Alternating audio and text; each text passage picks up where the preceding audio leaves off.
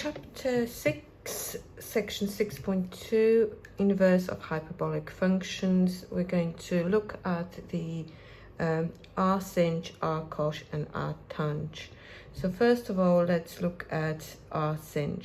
So in order to sketch r sinh, you're going to begin by looking at the graph of sinh. So sinh is the one that looks a little bit like x cubed graph. So it's defined for the domain for sinh is all real values, and the range are all real values. It's a one-to-one function, so you can take the whole graph, the whole function, and then find the inverse. To find the inverse, you will sketch the reflection of sinh x in the y equals x line, and the green graph over here shows the inverse function. So r sinh, the domain of that one is x equals real values, belong to real values, and the range is also all real values. So y belong to real values. Okay, so in order to find the graph of and the inverse function of the cosh, you need to restrict the domain. So cosh normally looks a little bit like a parabola going through 1 here. You've got to just choose the part of parabola that is 1-to-1, because when you keep the left hand side, it's many to one. So only 1-to-1 function have inverses. So then reflect this cosh graph in the y equals x line, and you're going to obtain y equals r cosh x. So the 1 used to be on the y-axis, now it's on the x-axis. So looking at the graph, you could see that this r cosh is defined for x greater or equal to 1. That's the domain. And the range is going to be y is greater or equal to 0. That's the range. There you go. That's the range is the same as the domain that you've restricted the cosh to before. Okay, and finally for tanh x, you have got well, tanh x you sketched before. It looks like this, with the lines y equals 1 and y equals -1 being asymptotes. Let's actually go and do that in red like in the other graphs. So this is y equals to tanh x. Now imagine reflecting this curve together with the asymptotes in the line y equals x. So the first thing that will happen is the asymptotes will change from y equals 1 and y equals -1 to x equals to those values. And then imagine reflecting it, you'll get, it will look like a tan graph. There you go. So the blue graph here is r tanh x. Notice there's no c there, it's r tanh. Now, the domain of the r tanh is all the values of x between -1 and 1, so you can write it like this. And the range is y belongs to real values. You will get any possible values of r in return, of y in return. Okay, so one question they could ask in the exam is to show that r sinh can be expressed in terms of natural logarithm. So this is a useful formula which you can find in the formula booklet that will allow you to find what r sinh 1, for example, is. But how do we prove it? So the first thing we're going to do, we're going to let y be equal to r sinh of x. So y is going to be, that's our starting point.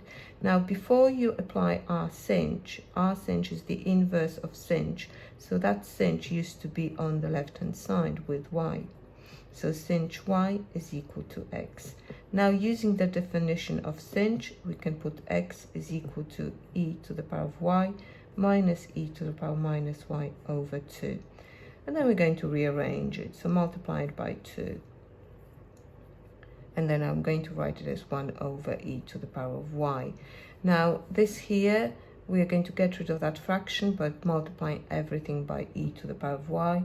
And you would get 2x e to the power of y is equal to e to the power of 2y, because that will be e to the power of y squared minus 1. So this is actually a hidden quadratic, because you've got e to the power of y squared, e to the power of y, and then you've got a constant term. So temporarily let m be equal to e to the power of y, and let's see what happens. You've got 2xm equals m squared minus 1. Rearrange all terms on one side, and then we're going to treat it as if we were trying to solve it, because we've got to rearrange it to make y the subject, so we are solving for y. So let's solve it for m first and then go back to our replacement. So we're going to complete the square. So we'll put m minus half of coefficient of m into the bracket. So half of 2x is x squared minus whatever is in the bracket squared, and then you still have minus 1. So let's rearrange it. You will have m minus x squared is equal to x squared plus 1. Let's go over here. Right, that gives me m minus x is equal to square root of x squared plus 1, and m minus x could be minus square root of x squared plus 1. So you've got m is equal to x plus square root of x squared plus 1, and m is equal to x minus square root of x squared plus 1. Now, since m is the replacement for e to the power of y, then we could write down e to the power of y is equal to this. Now, one of these will be rejected. Okay, we are proving that. So we are going to reject this one, but let's just think why.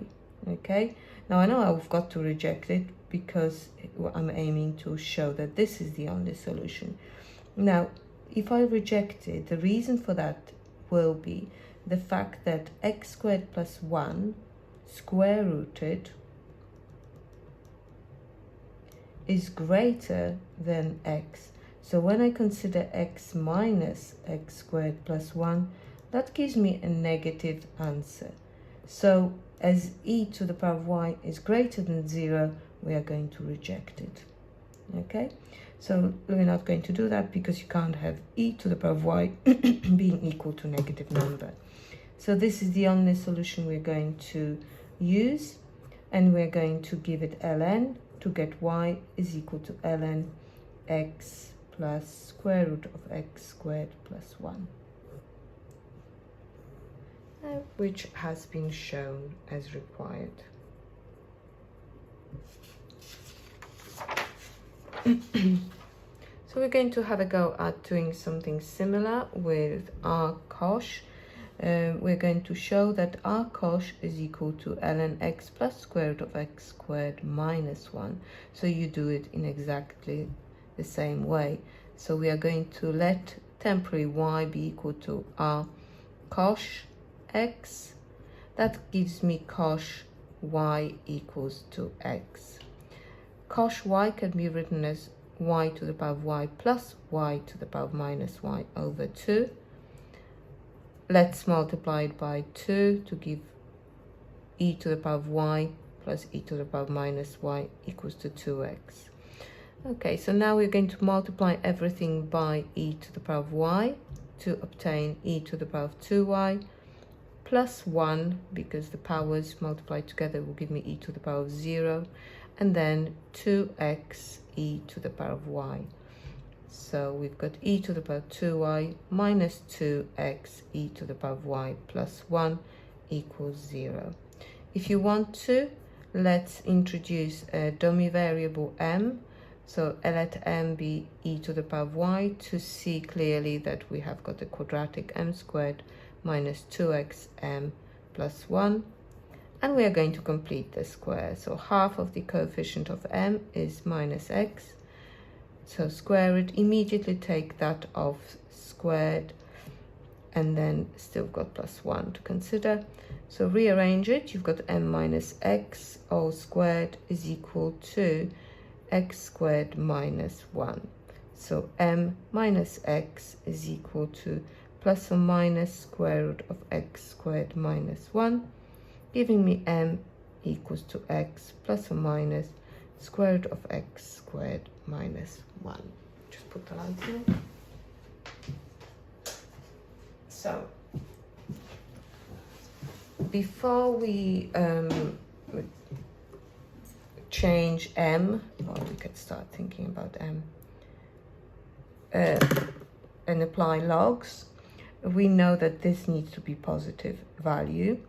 So if you have x plus x squared minus 1, so x squared minus 1 this time is smaller when you square root it than x. So when you take it away, both of these will give me positive answers. Okay, so both of these are positive.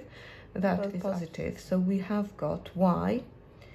If you give it ln, you will have ln of x plus square root of x squared minus 1, or y equals ln of x minus square root of x squared minus 1. Now, our cosh is defined for x is greater than or equal to 1. So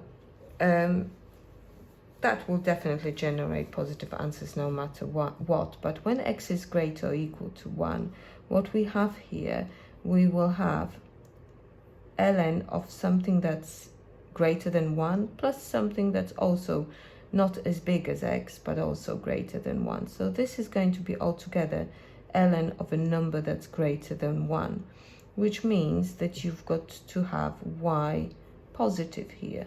Okay, so that will generate a positive answer. Remember, ln looks like this. So for the values of x, if whatever ln is taken off, if you take it of the value that's greater than 1, you will have positive y values. Okay, now over here, if I do x minus something that's almost x but not as big, you will get a decimal that is between 0 and 1. So that decimal here between 0 and 1, if I take the natural logarithm of that, that will give me a negative answer. So this one is going to be rejected. And why do we need to reject it? Because y's cannot be negative. Because if you remember from drawing our cosh, so over here, where is my r cosh? Over here, it's defined for x is greater or equal to 1, but you only get the answers that are positive. You will never get negative y's. So you will have the range y is greater or equal to 0. Okay, so because y is greater or equal to 0, therefore we have not, so it cannot be negative, so reject that one. Okay, so that's the reason for y being equal to ln x plus square root of x squared minus 1, which represent our cosh x. There you go. Right, so of course you can carry on and do something similar for tanh, and use exactly the same method. So express it in terms of exponential function. So replace it first as with y, and then try and solve it for that y. So leave it for another time and have a go at doing this. Now, in example 7, we are going to express as natural logarithms the following function. So we've got to put what our sinh is of 1. So our sinh of 1 is ln of 1 plus square root of 1 squared plus 1. So we just use directly the definition, which are, these definitions are in the formula booklet. So ln 1 plus square root of 2. There you go. Our cosh 2 is ln, and you've got to put 2 instead of x, and then plus square root of 2 squared minus 1. That gives me ln of 2 plus square root of 3. And finally, you've got our tanh of 1/3. That is a half of ln, and you've got 1 plus 1/3 in the numerator, 1 minus 1/3 in the denominator. Pop that into the calculator, you'll get 4/2, because it's going to be 4/3 divided by 2/3, which is 2. Or you could put ln square root of 2, but probably that looks better. Okay, so let's have a look.